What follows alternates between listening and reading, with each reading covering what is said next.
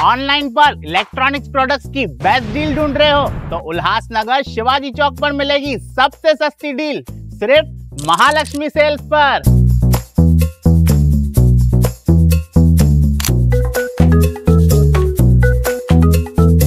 यहाँ पर अवेलेबल है premium TV, washing machine, fridge में मिल जाएगी single door, double door, AC, air cooler, TG cooler, deep freezer, आटा चक्की, laptop, water purifier, home theatre. सभी प्रोडक्ट्स पर आपको मिलेगी एक से एक धमाकेदार डील्स। नए से नए इलेक्ट्रॉनिक मॉडल्स सबसे पहले यही मिलते हैं। उल्हासनगर का oldest end trusted electronic showroom. Easy EMI options available है, वो भी 0% इंटरेस्ट रेट पर। महालक्ष्मी सेल्स की क्वालिटी है मस्त, प्राइसेस है जबरदस्त। आप भी विजिट कीजिए महालक्ष्मी सेल्स, शिवाजी चौक, उल्हासनगर 3।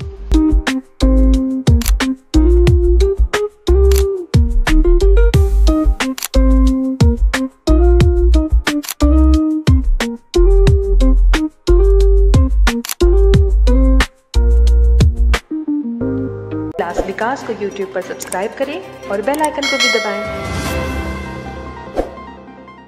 कल्याण पुलिस उपायुक्त परिमंडल 3 के अंतर्गत पुलिस ने बड़े ऑपरेशन के तहत ड्रग्स तस्करी में लिप्त एक ही गिरोह के 17 ड्रग्स माफिया पर मकोका के तहत कार्रवाई की है।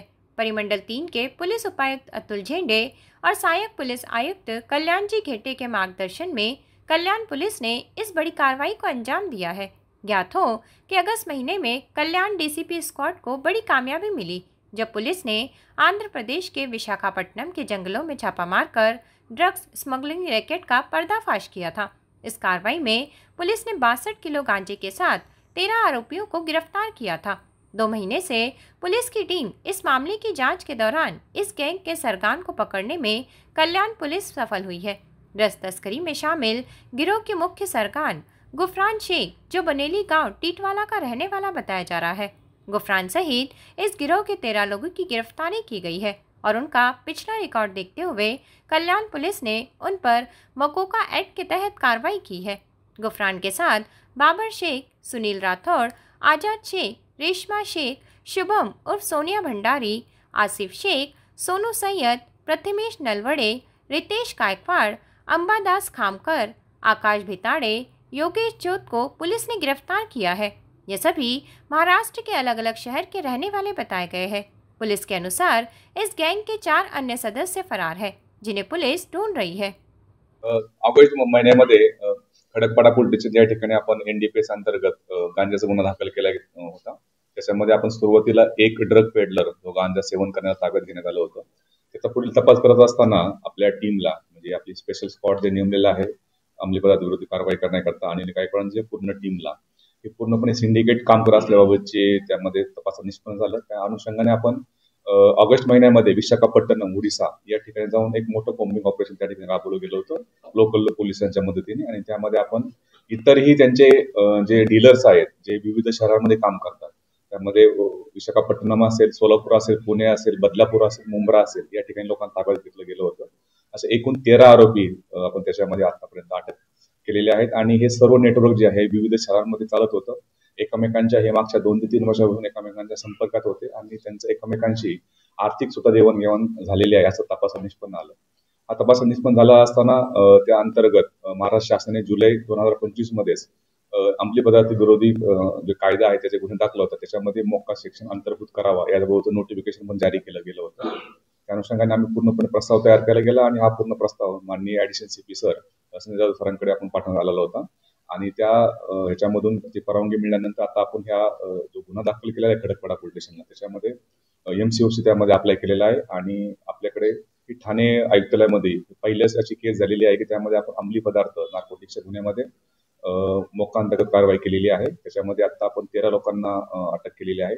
सध्या तपास जो आहे तो आता ACP कल्याणजी घेटे यांच्याकडे आता वर्ग केलेला आहे। सध्या आम्ही त्या आरोपींना आता ताब्यात घेऊन पुन्हा मोक्का कोर्टामध्ये हजर करून त्यामध्ये पुढील तपास कशा प्रकारे एकमेकांच्या संपर्कात होते आणि कशा प्रकारे हे पूर्णपणे सिंडिकेट हा विविध शहरांमध्ये काम करत होतं या प्रकारचा आपला तपास आता इथून पुढे आम्ही करणार आहोत।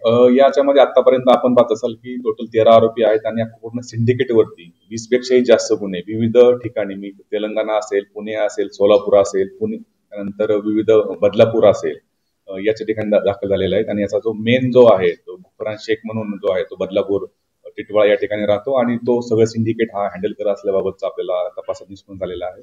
आणि याच्यामध्ये 3 प्रकारे त्यांची क्राईम करण्याची मोडस होती. एक टीम जी असेल, एक विशाखापट्टणम उडीसा या ठिकाणी माल आणणे आणि नंतर इथले डीलर जे आहेत त्या डीलर पर्यंत पोहोचवणे. त्या डीलरच्या मार्फतीने खालचे जे त्यांचे एजंट्स आहेत, एजंटच्या मार्फतीने किरकोळ विक्री करत होते या विविध शहरांमध्ये. अशा प्रकारचा आपल्या तपासात निष्पन्न झालेला आहे. आणि हा गुफरान शेख जो आहे त्याच्यावरती आता यापूर्वी सुद्धा 6 गुन्हे त्याच्यावरती दाखल आहेत. इतरही जे आरोपी आहेत त्याच्यावरती तेलंगणा, पुणे असेल, बदलापूर असेल, विविध ठिकाणी इव्हन यातले आरोपी जे आहेत ते नार्कोटिक क्राईम ब्युरो यांच्या सुद्धा याच्यामध्ये निष्पन्न झालेले होते. अशा प्रकारचे टोटल आपण जी गँग निष्पन्न केलेली आहे त्याच्यामध्ये 20 पेक्षाही जास्त गुन्हे विविध प्रकारचे एनडीपीएस पण आणि इतरही गुन्हे त्यामध्ये दाखल होते. त्यातला एक आरोपी जो आहे तो पुण्यातला आहे. तो पुण्यातली मर्डरच्या गुन्ह्यामध्ये सुद्धा मोकाच्या अंतर्गत तो जेलमध्ये होता आणि त्यानंतर जेलमधून सुटल्यानंतर त्यांनी हा व्यवसाय सुरू केल्याचे आतापर्यंत तपासात निष्पन्न झालेला आहे. त्यांच्याकडून काय काय हस्तगत करण्यात आलेलं आहे? या जे आपण विशाखापट्टणम आणि पूर्ण आपल्या कल्याण आणि बदलापूरमध्ये जे काही आपण कोम्बिंग ऑपरेशन आणि जे आरोपी ताब्यात देण्यात आले होते त्याच्यामध्ये आपण त्याच्याकडून 100 किलोपेक्षा 115 किलो गांजा त्यामध्ये जप्त केला होता. त्यामध्ये मोटरसायकल्स असतील, कार्स असतील, ज्या कारचा उपयोग ते माल ने आण करण्याकरता करत होते त्यांना सुद्धा आपण जप्त केलं होतं. त्याचप्रमाणे आपण त्यांच्याकडून एक पिस्टल आणि विथ राऊंड सुद्धा त्या जप्त केले गेले होते. आणि त्या सगळ्यात महत्वाचं म्हणजे जे जंगलामध्ये ज्यावेळेस ते विशाखापट्टणम या ठिकाणी जे गांजा आणण्याकरता जात होते त्याकरता एकमेकांना संपर्क आणण्याकरता ते वॉकी टॉकी सुद्धा वापर करत होते. अशा प्रकारचे एकदम हाय प्रोफाईल आणि वेगळ्या प्रकारे ह्या संपर्कात राहून ते वॉकी टॉकी सुद्धा ते एकमेकांना संपर्क आणण्याकरता युज करत होते. हे सर्व मुद्देमाल आपण यापूर्वी जप्त केलेला आहे. असा जवळ आपण 70 लाखाही पेक्षा जास्त मुद्देमाल या पूर्ण कारवाईमध्ये आतापर्यंत आपण जप्त केलेला आहे. ब्यूरो रिपोर्ट, कल्याण उल्लास विकास।